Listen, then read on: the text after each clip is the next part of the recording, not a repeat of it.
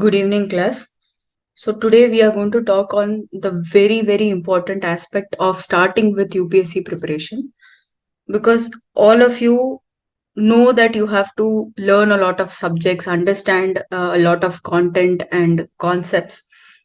But before starting all that and getting into the details of the syllabus, there are certain things which you should know and which we should follow as fellow aspirants because the examination that you have chosen is very prestigious in the nation and it is listed as one of the most difficult examinations all around the world.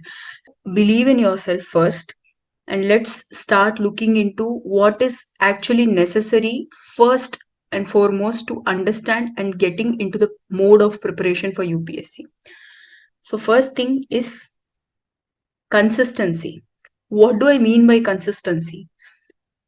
Consistency means you have to have a very set algorithm and pattern, and you have to show up every single day to your study desk or your area where you sit and study. Some might have thought of sitting for 8 hours or 12 hours or very unnatural 18 hours and all these things. But even if you sit for 1 hour in the initial days, make sure every day you sit for those 1 hour, whatever you have planned, whatever you have thought of to achieve on that particular day as a part of your syllabus for your preparation. Make sure that you show up, and that should be consistent every single day. Consistency is the first thing that will take you to the last step of the preparation. That means to have your name in the final PDF, the holy PDF of UPSC results. Consistency is the first step that is going to take you there. Nothing else will take you there. Of course, preparation and all these things do matter, but consistency is the main key actually. And now next look at what are the other things that we will be needing. Next is planning. You have to have a plan. You cannot just haphazardly uh, get into the mode of preparing or studying. Even when you are in school or in college, you are given a particular syllabus. Your tutors and teachers and lecturers take you through a process of studying because they have planned it well before for you. They maintain something called the weekly planner and monthly planner and yearly planner. And that planning goes on at various stages and is approved at various stages. But here, when I talk about planning, what does that mean? Is you have to create a plan for yourself. You are aspiring for an examination which is going to give you a very great seat of power. So, to do enough justice to that seat of power and that position, you should be able and capable enough to create and curate plans for your own self and stick to it. If at all there are any errors in the plan, you should also be able enough to make due changes to it. Now, next, go to the next step. Next is called determination. So, why am I calling that you should be very determined to get through this exam? Is this tests your patience, your abilities to stick to a particular domain each day.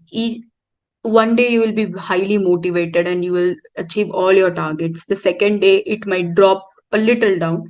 And on the third day, it might become even difficult. And on the fourth day, you might not have the motivation to sit and study or even look at the books or resources or even hear lectures or whatever resources that you are referring to.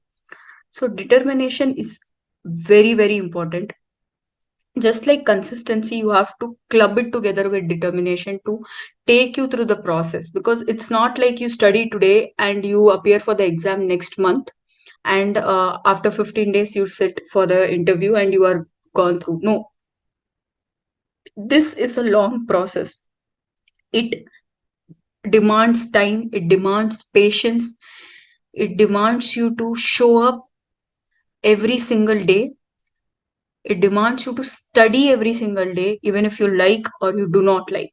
So determination, you have to be very, very determined and focused on why are you preparing for this exam primarily. What is the need? If that is clear, you become very determined, very strong. Your idea of clearing this examination becomes concrete each day. Determination is very, very, very necessary. And next is the most another important point. I think a lot of aspirants fall out here is the part called revision. See, we are all very enthusiastic in studying. You can study around 100 concepts in 1 week, or you can skim through a lot of chapters and various subjects in 1 week or in a month. But you should also have the ability to be able to replicate and reproduce the same information that you have taken inside after a year. Like, for example, today, supposedly, you start studying history. You have to remember this fact or this particular uh, note that you have taken in history in the month of May or in the month of September. In the month of May, while prelims, and then in September, October for mains. So this is the amount of strength.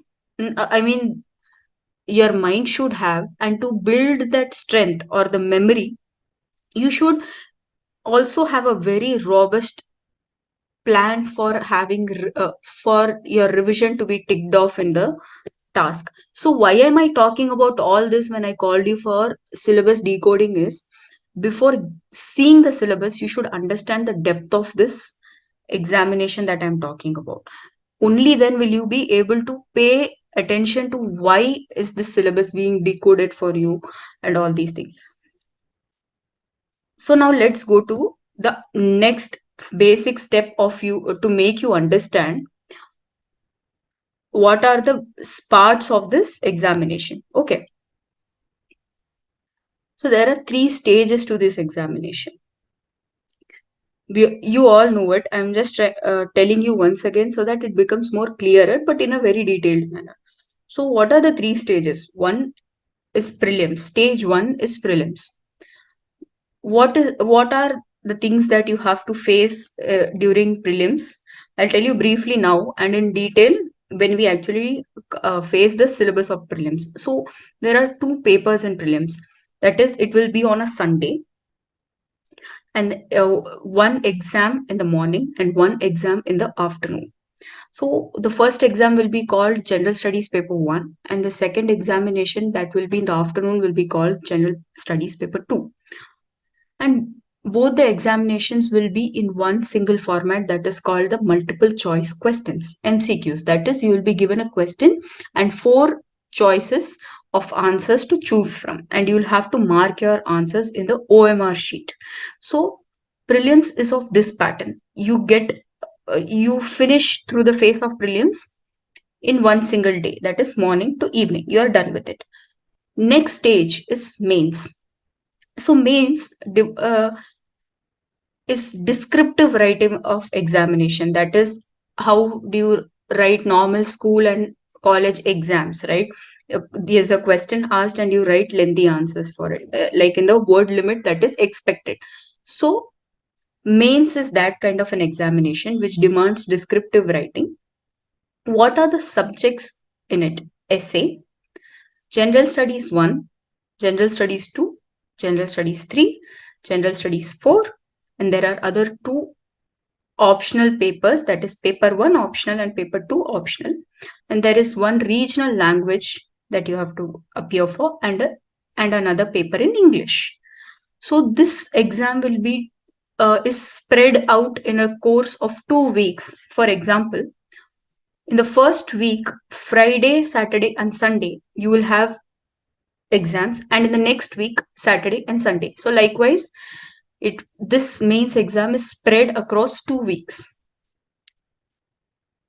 After you qualify mains, you enter to the third and the final step of this examination called the personality test. So what is a personality test is generally interview. And many of the aspirants have the habit of watching videos of mock interviews that are posted in YouTube and other social media platforms. So this must have given you a fair idea about what will be the personality test like. Uh, but I would like to add a little more to your knowledge. One is you are expected to fill a form called detailed application form. In the UPSC jargon, it is called, in the UPSC language, we call it DAF. So you have to fill a DAF. And keeping that as a reference point, the panel of interviewers will ask you questions. So it will have everything, every detail about you, right? From your name, where are you from, where did you study, your school, college, your hobbies, your achievements till date, and so on and so forth. Everything will be there in the DAF. And it will also check your emotional quotient and your intelligence, because they already know that, for that matter of fact, since you have passed the two other stages of screening, in the final stage they know very much that you are knowledgeable enough. But how knowledgeable, you have reflected it on the paper, but personality, when you sit and talk to a person right in front of you, tells a lot about you. Your body language, the way you speak, your voice modulation, the way you sit, how truthful are you. If you don't know a particular answer or a fact, how truthful are you in admitting that you do not know it, so on and so forth, is screened in the personality test. Next is about prelims and mains. Let me talk to you about it comprehensively. Since I already told you that prelims will be multiple choice questions, that is MCQ based, and mains will be in a descriptive writing format, there are certain things which you have to remember about how do you study for it before even going to resources and syllabus, all these things. Let's focus on certain very pinpointed aspect that I would like to reiterate today, or maybe press upon, so that you understand why am I telling this. And in the due course of preparation, you will understand that these points are very, very valuable, because these are certain points that will keep your preparation at par with aspirants who have been preparing for a long time, or with a lot of experience, would I tell you much better. So first, let's speak on prelims for some while. Is previous year questions. So you have to first understand that though we will be having a group of faculty to teach you and mentor you, or will be there available at your disposal whenever you need us, but UPSC preparation is not like school or college preparation. In fact, not like school preparation, to be precise, where everything will be given to you in hand. No, you have to put your part of effort into preparing. I or the team of faculty will be able to do a particular percentage, but the major percentage is dependent upon your own efforts, which nobody else will be able to do it. And it is next to human possibility to do everything for an aspirant, because each individual is unique. So let me come back to the point, is previous year questions of prelims. You have to grab your set of previous year questions. You have to analyze it point to point, and I'll also teach you how to analyze it. uh, and next is you have to practice. Supposedly you are studying fundamental rights today in polity, for example. You make sure after the class you read thoroughly, or you study the topic properly, and then immediately attempt previous year questions in relation to those topics, in relation to fundamental rights. So what will happen is you will be able to understand the level of your own understanding for a particular topic. If that is strong, you will know that you are strong at it. If you are weak at it, if you are not able to recollect, or probably not able to connect the dots, you will be able to understand on that particular day itself that you have to work more on this topic. So this will show you your own strengths and your weaknesses. Will I be able to do it for you? At a very peripheral level, but individually you have to do it by yourself. And then previous year questions from when to when. So it is very subjective. Some say last 10 years, some say last 15 years. But for certain subjects like history and geography, question papers from 1979 to 2023 is what I would suggest, right from then to now. Why? Because UPSC always has a very um, dynamic pattern of asking questions. It is all about surprises. Usually we call it unpredictable exam. So you cannot predict it. You have to have a very strong practice. Like sometimes, we used to be a group of friends studying together. So we used to be like, we have to solve at least 10,000 questions, to have that confidence while sitting for the prelims. But so these are certain things. I'm not asking you to solve 10,000 questions, but a fair amount of questions so that you are well equipped with the pattern of MCQs, because it's not school level MCQs. So logically, you should understand that. Next, again, I would like to talk about current affairs now. So there is a lot of hype around current affairs. Everybody is like, focused on current affairs a lot, under other than, focusing on the actual static portion. Of course, current affairs is very, very important. It's not like I'm negating the fact or putting down its importance. Of course, it is important, but there is a way of studying it. It's not that you keep on focusing on current affairs and leave the static portion, but you have to narrow down to very, very, very limited resources, even for static as well as current affairs. So what I would say, throughout my years of experience in studying, and also a lot of other seniors who have advised, is stick to one newspaper. It can be any, like if you ask me what I refer to Indian Express.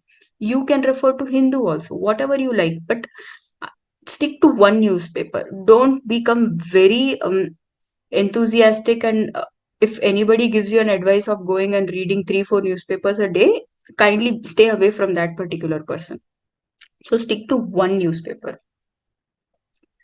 whichever you like, either Indian Express or the Hindu. Next is, there is a magazine called Down to Earth.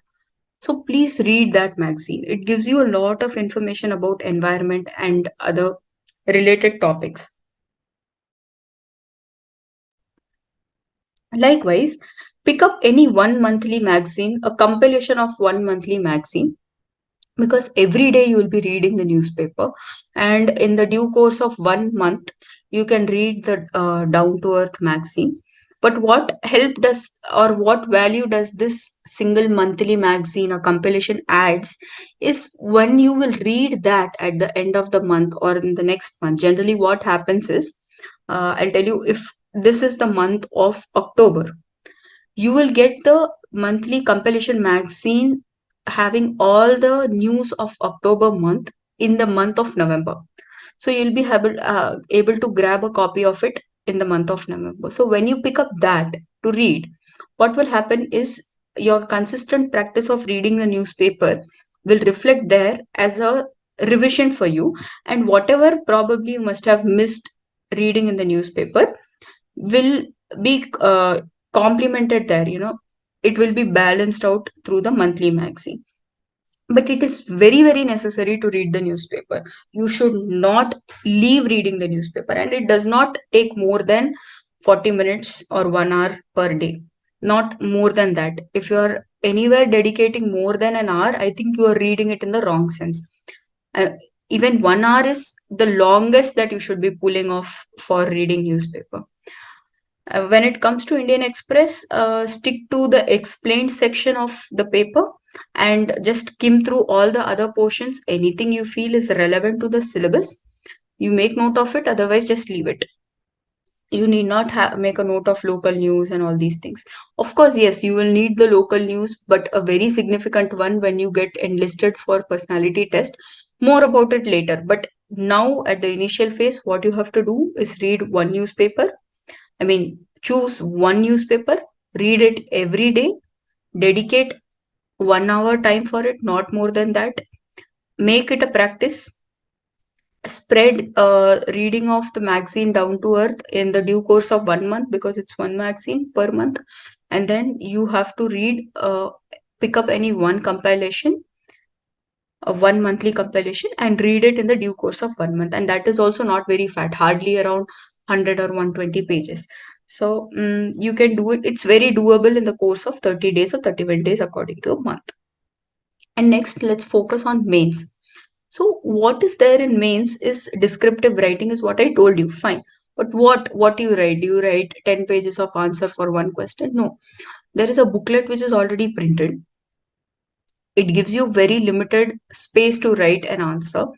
If you have a paper right in front of you, if you can touch a A4 sheet paper, you will just be given one sheet, front page, and the flip half page from the flip side. That's it for a 10 marker, and uh, a little bit extra for a 15 marker. That's it. So you should be able to bring all your points that you want to tell under only this much of page limit. I'm sure when now, since we are all dealing with students with visual impairment, you will have a scribe, but whatever you tell, your scribe should be able to write it only in the stipulated amount of space that is provided to you. So how can that be done is only when you study properly in the proper structure, when you are trained and your brain is trained to recollect the answer in that particular structure. I'll definitely take a dedicated class on how to write answers, but just giving you a gist of it, your brain should be trained enough to think in a particular structure, because if I ask you to write an answer tomorrow, you will probably able to write it because you are writing it in a class. But understand that when you're writing an answer in the mains examination hall, you are sitting in an examination hall, you are in examination pressure, and time is also limited. So you have to train yourself in a particular mindset in a way from day one itself. Okay. Then again, you have to analyze the questions. Why? And all the questions should be previous year questions. Why am I asking you to stick to previous year questions only? Is you will be able to catch the pulse of UPSC. What is it actually targeting at? Why does it want you to do this particularly? So that you will be able to understand. Okay. And next is start writing answers from day one. Okay, that's very important. Why is it important to start writing answers from day one? Your answer can be very bad.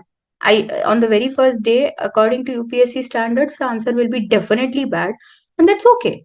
But why is it necessary? Is you will inculcate or develop the habit of thinking in a particular way, and okay, initially you'll be like, I don't have enough content, but whatever content is taught to you on that particular day, or in that particular class, you should have a set of previous year questions already with you to at least try to attempt writing one answer.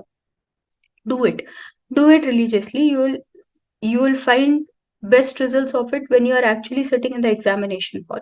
And then evaluate your answers. Of course, see, I will not be able to, we are a group of 200 plus students. Will I single handedly be able to evaluate all your answers? Outrightly, no. Do we have enough team today? No. Maybe probably in future, if we have, we can think of it. But today we do not have enough uh, big team to evaluate each one's answer. But we will definitely teach you how to evaluate, and probably will also give you some key answers, so that you understand what you have missed and what you haven't. So self evaluation is also important, and later on when we started religiously practicing in the class also, maybe you can have partners to evaluate each other's answers. That can be done later. But what we have today, let's talk about it. Since we have very limited number of faculty with us, and it's a youth initiative, and we are doing it as a service, we still we have certain restraints that we have to stick to. And next is understand the pattern and the demand of the questions. See, what does previous year question analysis means is not to have a big file of, 1,000 questions and boasting that you have a great file, with amazing questions and you have done a great work. It's not that. You should also be able to utilize the resource properly. And how do you utilize the resources? Read the questions.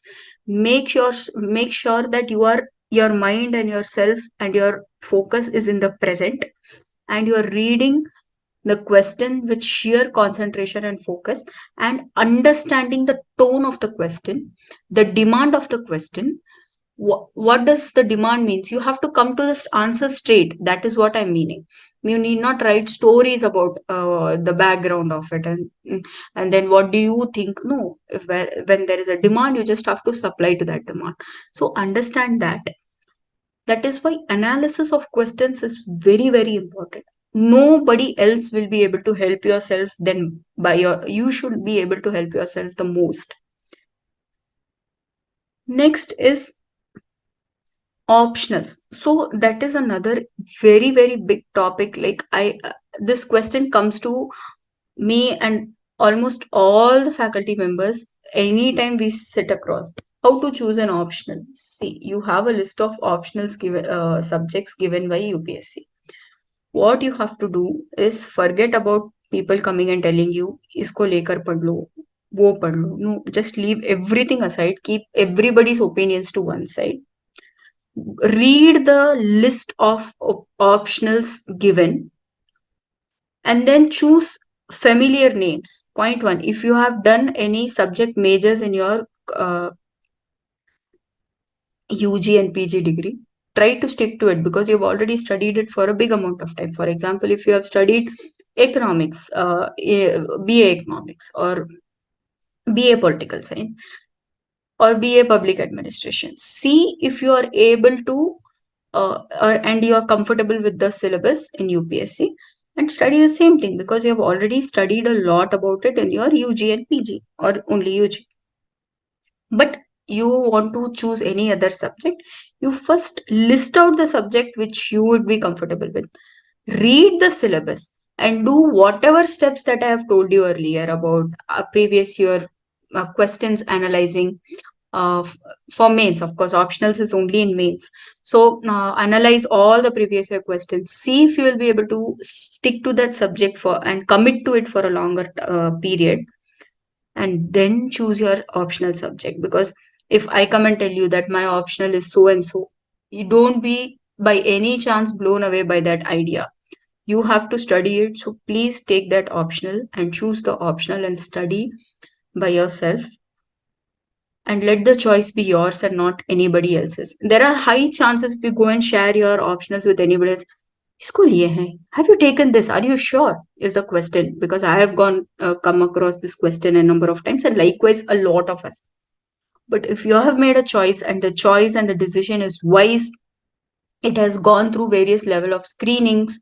That is, have you read the syllabus? Are you okay with the syllabus? Are you having enough resource material for the syllabus? Have you read the previous year questions? Have you analyzed the previous year questions? Are you comfortable in answering them? And after all this, do you have enough patience and commitment towards that subject? And then choose it. Let the subject be anything. It could be Marathi literature, Malayalam literature, Tamil literature, English literature, anything, but the choice has to be yours. Don't be blown away by the trends in the market. Don't be blown away by any senior or your friend coming and telling to you, or any co-aspirant coming and telling to you. Just it has to be your choice only. Next is a very, very important thing that many of us actually leave. I'll tell you why. I'm again coming back to prelims actually, but I kept this section separate because it definitely needs a lot of focus. Earlier, it used to be not very difficult, but these few years, CSAT, this paper, you remember I told you there is a paper called GS2, General Studies Paper 2, which has to be given in the afternoon in the prelims.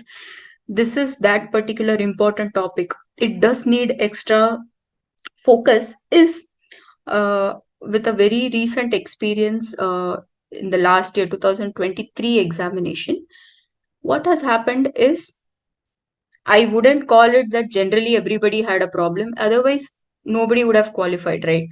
But that majorly people faced a lot of problem in solving and attempting the CSAT paper. I'll tell you more about what is there in the CSAT paper when we definitely look through the syllabus in the coming slides. It is there, but I'll tell you now, by any chance, don't underestimate this paper. If you do not score the passing marks in it, which is 33%, okay, 33% of the total, that is 200 marks is the total value of the paper, and you have to score 66 marks, that is 33%. If you do not score this, your actual general studies one paper will not be even evaluated. So if you fail in CSAT, your chances of even if you pass in GS, you will not qualify the prelims. Okay, so make sure that you practice CSAT well enough. It is very, very doable. It is just because we all ignore it like anything. We just ignore the subject, and then we face the actual problems when we sit in the examination. So this is about CSAT as of now. Now coming to a very important point is about notes. Now everybody will be like, ma'am, are you giving us notes? How many PDFs are you giving us? Are you giving us recorded audios? What are we supposed to do? Why does everybody want to have some kind of a shortcut? See, we are taking your class, we are guiding you through the syllabus. We will try our best to give you everything possible from our end. But making notes for your own self, for your own revision, at your own convenience, in your own style is your responsibility. None of us can take that responsibility, because each one of you is a unique individual, and each one of you has a different way of studying, and likewise different way of making notes. You are an adult now.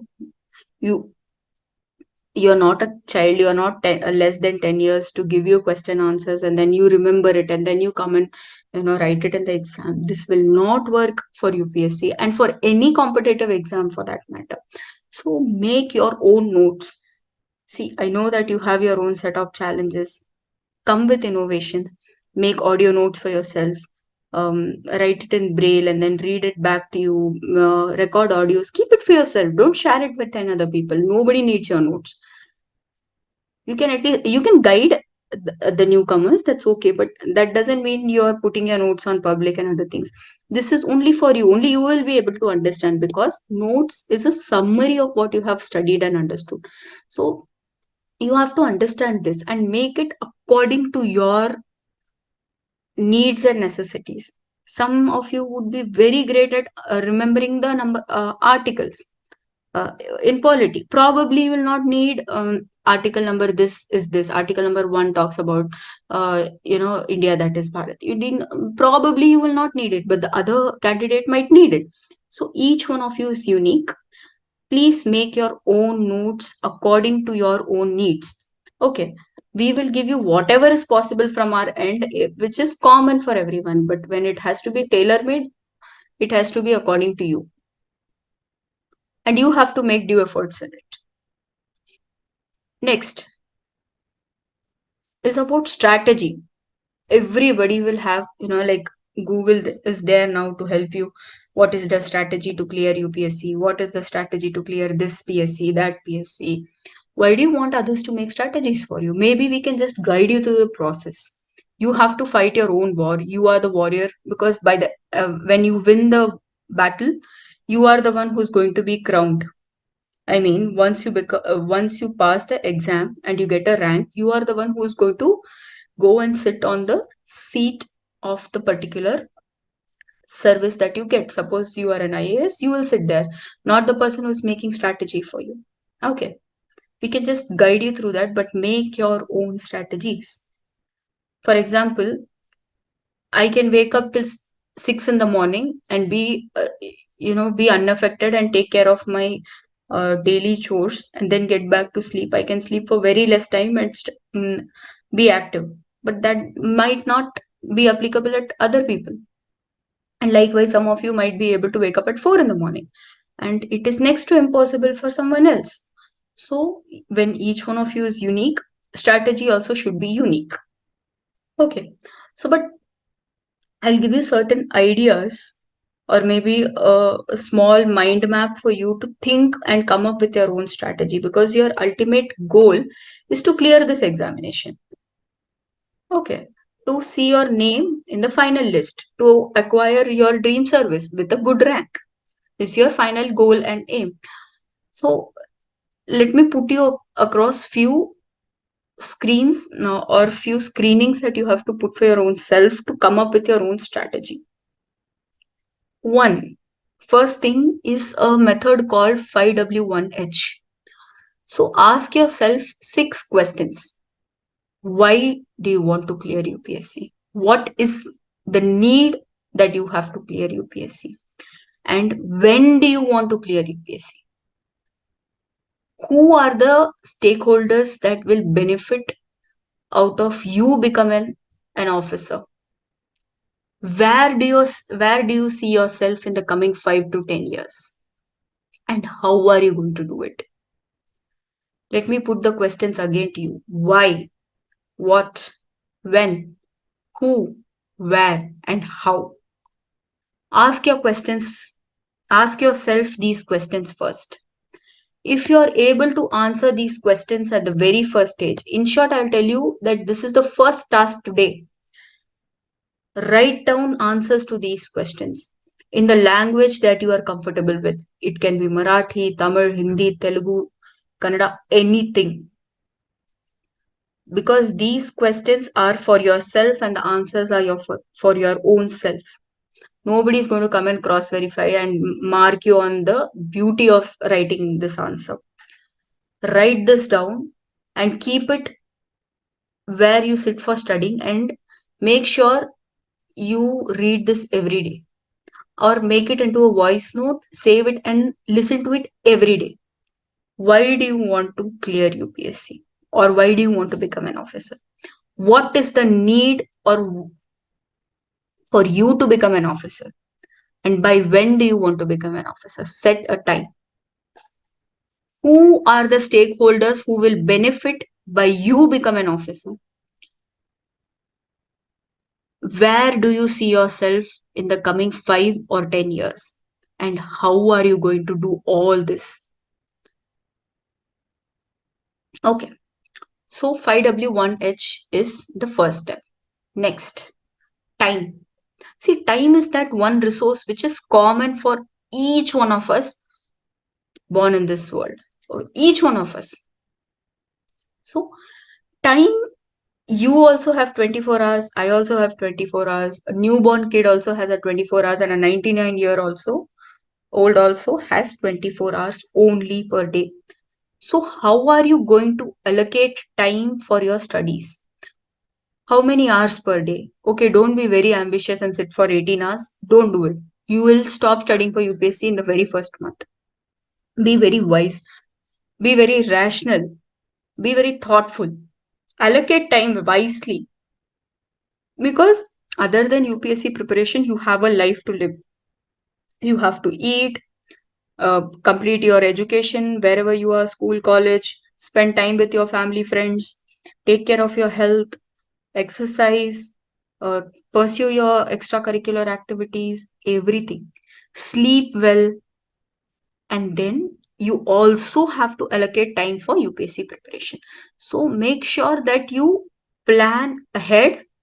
So tomorrow, if you have to study, before going to sleep on the first night, before going to bed, make a small plan for you too, which is very achievable. Don't be like, I'll study 8 chapters, half the spectrum, 3/4 of Nitin Singhania. Nothing of this sort will work out. These are all tried, tested, and failed methods. So make very achievable goals for the coming day and allocate time wisely. You might be working somewhere, studying somewhere. You have to help your family members. So consider everything and put this also in your daily schedule, and make sure that it is very wisely planned in a very nice way, so that this examination is not a burden on your shoulders. Okay, you don't get fed up of this exam. You have to enjoy this process because you're going to learn something new each day. So allocate time very wisely. Plan ahead. Don't be like very impromptu, because impromptu plans work sometime, but UPSC is a long journey. So you have to plan, because for example, when I'm telling long, when you're sitting in a train and you're going somewhere far away, Mumbai to Pune, you need not pack much. It's okay. But when you're going from, Mumbai to Kolkata for that matter, you have to plan ahead, pack enough dresses for you, enough food or whatever medicines or anything else that you need. So you plan ahead, right? Likewise, this is a long journey of 1.5, 2 years, or whichever year you're going to attempt. From then, uh, when you sit for prelims in 2025, for example, you will complete the complete process sometime in 2026. So it's a long process already. So allocate time wisely. Next is, what is the key to open this lock?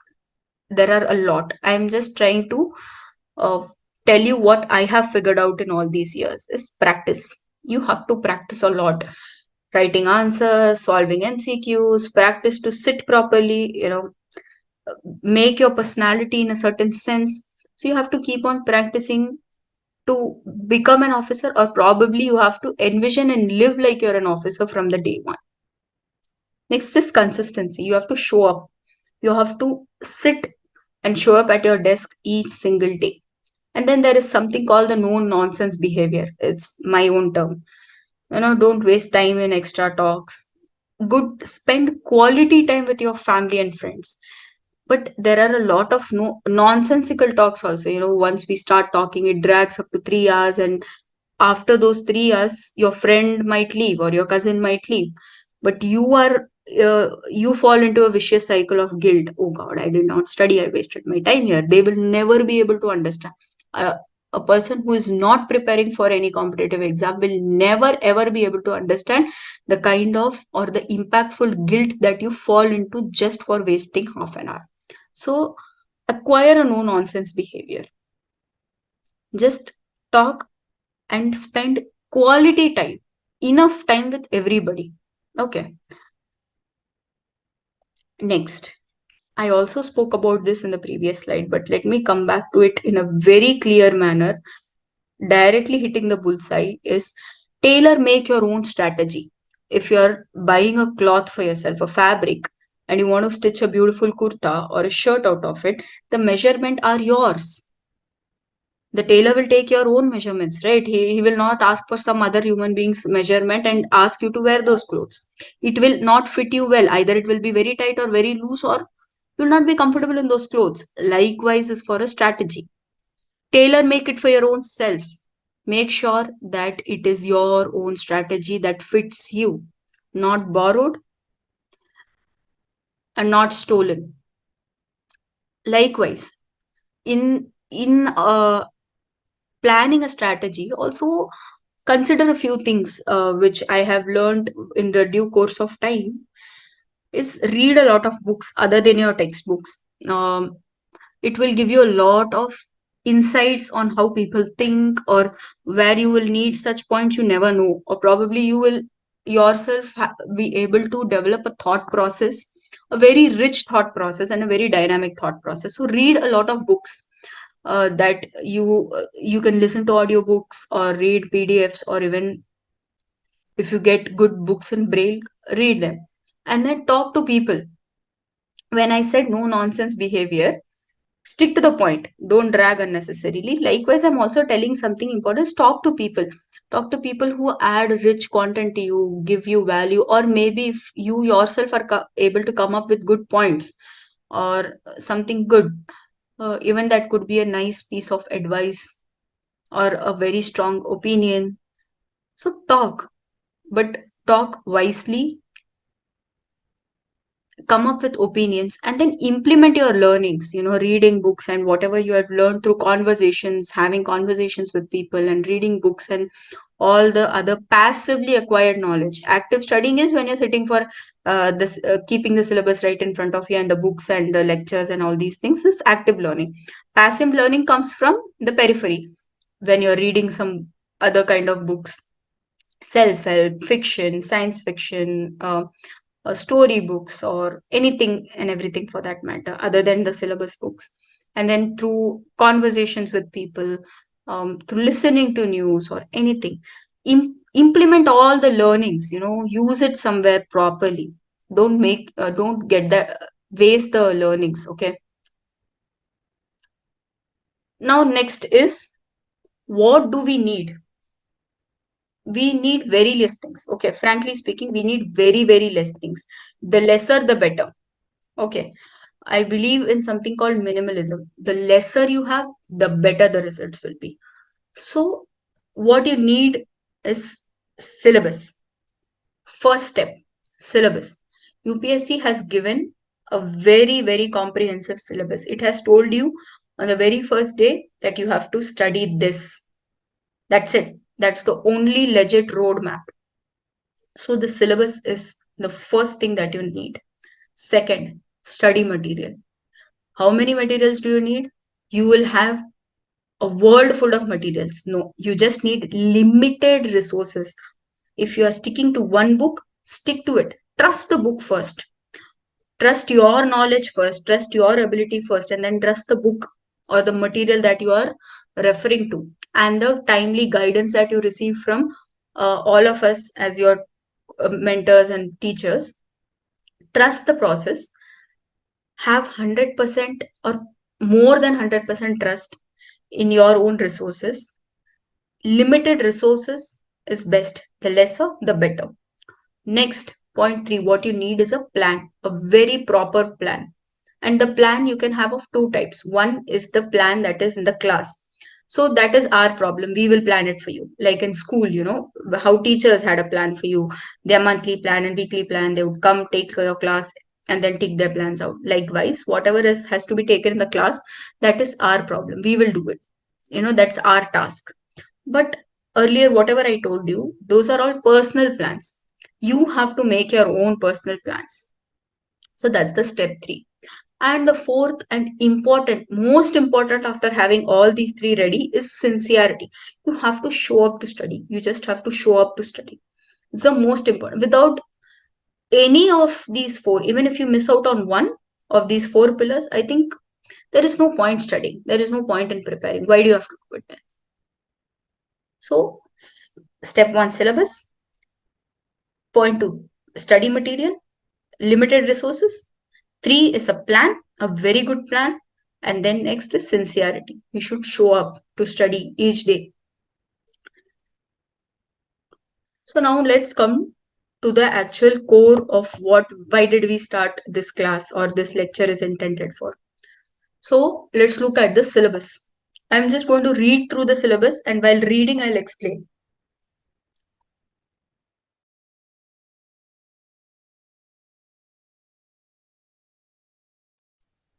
So first, let's see prelims.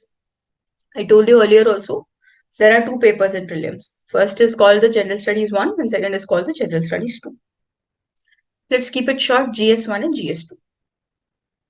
This is totally different from the mains, okay? Don't confuse the GS1 2 here and with the mains one. You will understand it with the due course of time. For now, just remember prelims and forget everything else. So in the first paper, which is your morning session or the General Studies paper 1, what you will have is current events of national and international importance. So what was that? Is current affairs. So it is very clearly quoted as national and international importance. Whatever is important for India in India. That's it. You have to understand the statement clearly. Whatever is important, whatever events are happening, which is very important inside India, is national events. And what is happening?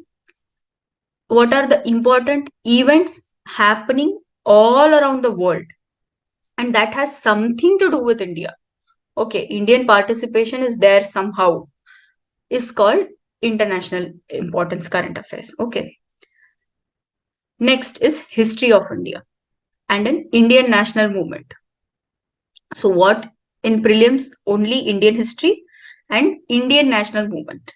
Next is Indian and world geography. Okay, what in geography? There are a lot of pillars to it. So first you have to understand physical geography, like mountains, rivers, valleys, and so on and so forth. And social geography, people, you, me, people speaking in Tamil, people speaking in Kannada, Marathi, Telugu, Assamese, and Bangla, Odia, all these people. Social, society, economic, what are the resources spread all over the nation, um, and likewise in the world also, Indian and world geography, right? And likewise, geography, sorry, geography of India and of the world. Okay. Next comes Indian polity and governance. Very famous subject. I don't think I should talk more about it. You all know, but just a few parts of it. Constitution, political system, Panchayati Raj, public policy, rights issues, and there is an important word called etc. That means so on and so forth. Okay. Next is economic and social development, sustainable development, poverty, inclusion, demographics, social sector initiatives, again another etc. So we are all scared of this etc. Frankly speaking, that is why anybody who asks you is asked, they say you have to study everything that is under the sun. So it's not like that. You have to be very wise of your choices. Next is general issues on environmental ecology, biodiversity, and climate change. So that do not require special subject specialization. See, that is also written here in the UPSC syllabus itself. Okay, it does not require subject specialization. You need not go to college and pursue an MA or MSc in uh, biodiversity and climate change. And then normal is general science. You have to know what is happening in in the world of science. Okay. And this is about the morning's GS1 paper. Now let's go to the afternoon's GS2 paper, which I also told you. It's called the CSAT paper, very famously called the CSAT paper. It is written nowhere in the syllabus, but still it's called the CSAT paper. Okay. So what does it have? It has comprehension, interpersonal skills, and then communication skills, logical reasoning, analytical ability, problem solving and decision making abilities. And then you have general 10 standard level mathematics, numeracy, and then 10 standard level of data interpretation and all this. This might seem very simple, but this has been a game changer for a lot of people. It has made sure that a lot of people do not pass through the iron wall of prelims actually. So don't take this GS2 very lightly. It looks very simple, but it is a very tough nut to crack because we are the ones who ignore it. Otherwise, it is very doable. We just take it as lightly it looks. It's not like that. And then next, let's go to General Studies paper 1. Now we are coming to mains. Okay, we have finished talking prelims.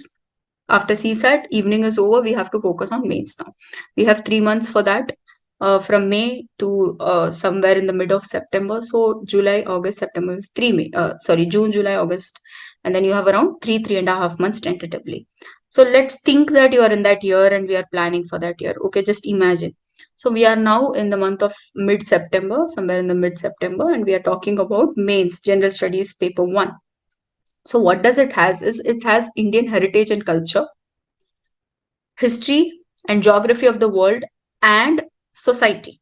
Okay, so there are a lot of micro parts to it. I'm going to read through everything and then we'll talk in detail. And also, when there are a lot of subjects we'll be dealing with, so before we start any subject, we will have a special class on decoding the syllabus of that particular subject. Okay, uh, so now let's look at GS1 syllabus. First topic there given is called Indian culture. Salient aspects of art forms, literature, and architecture forms of ancient to modern times. So you should see these keywords given here, okay? Ancient to modern times. All these are important keywords that you should not miss. So what are the things that they want to know? What is the evolutionary thing that they are seeing is art forms like music, painting, and so on and so forth, dance forms, literature, architecture, how were temples built, how was a after Mughal invasion, what was the change in the architectural design, and after colonization, when the Britishers entered India, what was the change that we saw in the um, building structures, and later what happened after post independence, and today in the modern times what are we doing. We are more getting into greener kind of buildings. What has happened, all these aspects, okay, which you will definitely study in detail later on. Next is modern Indian history, from about the middle of 18th century until the present, whatever has happened till that one day before of your exam, that is called history. Once it is gone, it's history, right? So you have to understand that. And then significant events and personalities you have to know. You must, I'm sure you know a lot already, like Chhatrapati Shivaji Maharaj, um, then Bal Gangadhar Tilak, Mahatma Gandhi, Subhash Chandra Bose, Nehruji, so on and so forth. They are all famous personalities. And then significant events. What are the events that happened? Uh, Partition of India. How were the states formed? These are events, non-cooperation movements, so on and so forth. And issues. What were the problems faced? Planning commission issues. Land reforms. These are issues. So this also comes under uh, this pillar. And next is the freedom struggle. Of course, all of you must have studied about of this in school. Again, coming back to the basics, but a little more in detail, the freedom struggle and its various stages. What are the importance? What are how different? Because India is a very vast country. Geographically, it is spread vastly. So, what were the major contributions of people from various parts of this nation? It's not like a struggle happened in only one part of the nation. It was from everywhere. So, what are the significant events? Who were the contributors, and what are the contributions? And then post independence. So, after independence, what happened? The country was reorganized. There was partition. Pakistan was taken from India. India was divided. Then there was West Pakistan and East Pakistan. And 1971 war happened. East Pakistan became Bangladesh. All these things come under post-independence. And then history of the world, which will include events from 18th century, such as industrial revolution. What happened? Iron industries. India always exported cotton. And then how Bangladesh today is very famous for uh, textile industry. This has a historical significance. So all these things you have to understand. And redraw of national borders, colonization, decolonization. Britishers, Portuguese, French, they came, colonized, set their own places here. And then when they went back, what was the process? What is the political philosophies that we followed? Right from Gandhi's philosophy of non-violence to a lot, and Naxalism, that what were the roots of Naxalism? What are the security issues that we are facing because of that? How did that start? All these things. And next is about salient features of Indian society. All of us are very heterogeneous in this particular class itself. So we belong to a bigger umbrella called the Indian society. And what talking about diversity of India, and then importantly role of women and women's organization, and then population and associated issues regarding women, and what are the poverty issues, developmental issues, urbanization. Since many of you are from Mumbai, you must have seen a rapid, and also in Pune, there is rapid urbanization. It's there everywhere. I'm just telling you something very relatable to you all. So, rapid urbanization, what are the problems people are facing because of it? Or what are the best things probably which has come out of it, so on and so forth. And effects of globalization, because India on Indian society, because India is now trying on a mission to become global. So what are the effects of that on Indian society? How is it affecting our daily ways of living? And salient features of world's physical geography is the next important thing. Social empowerment, communalism, regionalism, secularism, democracy, and so on and so forth. Everything in this. So it's a large subject, but whenever we pick up each subject, there are around 15, 17 subjects.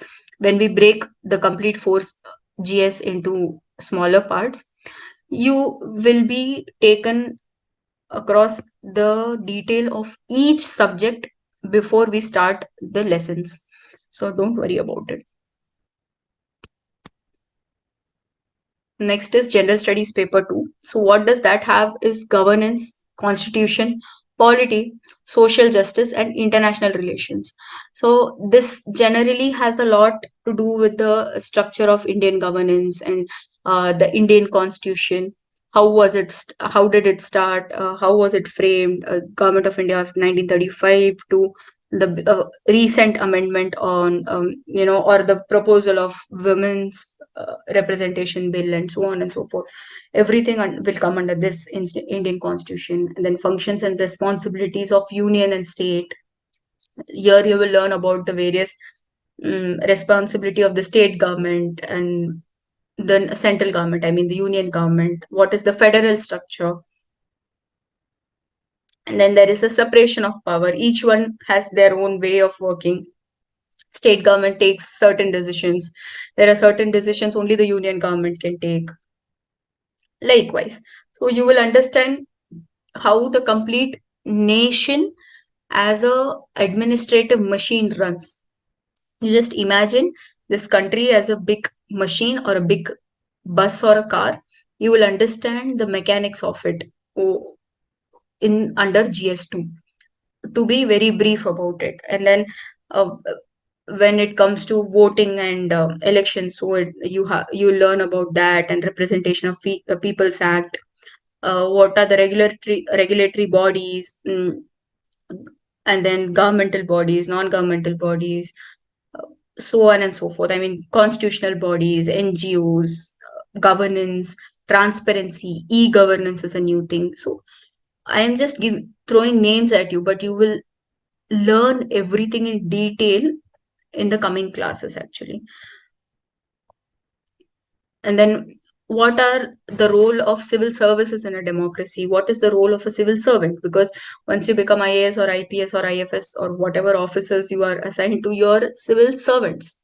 So there is a pillar called the civil services. So what is the role of civil services? Why it is important? Why is this particular structure important? All these things you will understand. And effects of policies and politics in India and on Indian diaspora. Indian diaspora means Indian citizens living in foreign countries. Okay. For example, each one of you must have some relative living somewhere, either in Middle East or I mean Saudi, Dubai, or in Singapore, Malaysia, or somewhere in US, UK, Canada, somewhere. So, but they are still Indian citizens. They have not taken citizenship of that particular nation that they are living in. Again, telling they are Indian citizens, so they are called the Indian diaspora. Okay, so that this is the meaning of Indian diaspora. And other important institutions and agencies like Niti Aayog and UPSC is an agency itself. So you learn about it. Now let's go to Gender Studies paper 3. So what does this have is science and technology, disaster management, environment, economics, internal security, and generally security of the nation, and so on. So that you will study in General Studies paper 3.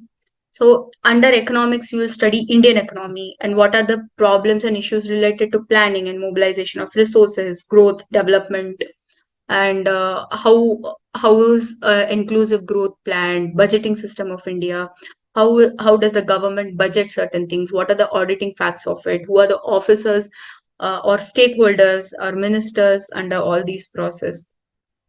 And likewise, when it comes to cropping pattern, because we have to study environment and biodiversity under this, so you should also, here you will be taught about or you will be studying about major crops in India. What are the irrigation systems, how do we store water, how do we connect water, how do you get water inside your house, all these things you will study here. And then what are the technologies and what are the aids given to farmers, what are the special subsidies that they get, or how does the government support them, or and even further, what are the issues that they face, and you can also come up with solutions of what are the more prospects of more support that has to be given to the farmers. Likewise, and food processing related industries, what are the scope of it, what is the significance of it, how important it is to have food industry, how is the supply chain managed. And now comes the very important part called the land reforms in India. because once you start studying land reforms in India, you will there opens the Pandora's box. A lot of dimensions come out of it. You'll understand the politics of behind it. You will understand today's Naxalism, because of land reforms in India. A lot of dimensions when open. And then infrastructure, energy, power production, roads, highways, airports, railways, you name it, and you have it here. You have to study all that.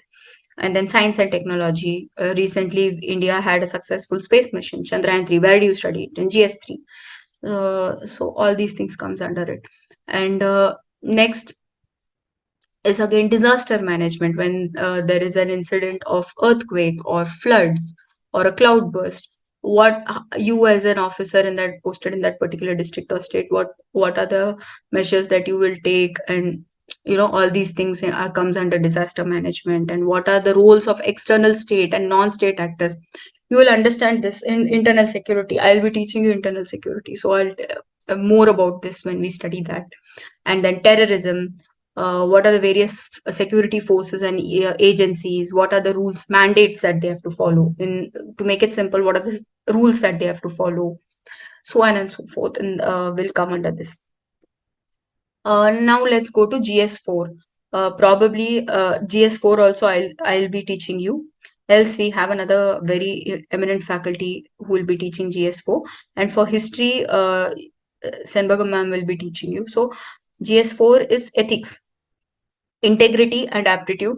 So what is generally what I call it is the philosophical aspect of all the GS 1 2 3. Whatever you study there, the thought process, the philosophical aspect, you will have to write here or study here. Like ethics, how important it is to be ethical, how important it is to be good, wise, how important is your value system, and then what are the ethical dimensions of that has to be considered while taking a decision or in the decision making process. Also, you have to study a lot of ideologies, Indian thinkers, Western thinkers. I mean, Western thinkers means, in short, foreign thinkers for us, and Indian thinkers like Kautilya, Gandhi, a lot are there. So all these things you will study here. What was their ideology? Why did they come up with certain thoughts? What are values? And what are the ethical issues that you face in international relations and funding, money, governance, corporate governance? All these things will come here. And there's something called probity and governance. You as an officer, how do you make sure that there you follow a particular code of conduct, and you follow the rules properly? And there is one very interesting thing called case studies. So how there are a lot of sample situations given to you, and they'll ask you as a IAS officer, how will you handle this situation? So you have to write answers in it. This is called case studies. So GS4 is a very interesting subject actually. I personally like it a lot. So that's there. And let's come to another very important subject, essay. Actually, essay is your first paper actually. After that comes GS 1, 2, 3, 4. But I just didn't want to confuse you, so I just kept the explanation part of it in the end. Essay is also another paper which people generally underestimate. But you should never underestimate this paper. You just have to write 2 essays. It might sound very simple, but it is very difficult, because it is a 250 mark. All these mains papers are 250 marks each, 250 marks each, and essay is also likewise 250 marks each. Every essay carries 125 marks. So you just have to write two. There is section A and section B, and in each section you will be given four options. You have to choose one and write. Sounds very very simple, but it is very very difficult, because you have to have a proper structure of writing it. You have to have proper data to support it, facts to write about it. It's not like you're writing some fancy article or something. You have to have the right thinking process. You should be able to understand the tone of the essay, what is asked, what is the intention. If you remember, I also told you right sometime in the earlier stage of this class that you should understand the tone of the question. Likewise, you should understand the tone of the essay. What is the intention? What is the demand of UPSC? And then think in the same lines and write 2 essays in 3 hours. So that's also very, very difficult. So you have to have a practice of it. What comes in essay? anything can come. They'll give you a quote and you have to write on this quote, or they'll give you a statement and then you might have to write an essay on that statement. It can be from current affairs, from static portion, or a mix of both. So it's like essay paper is very, very scoring in nature.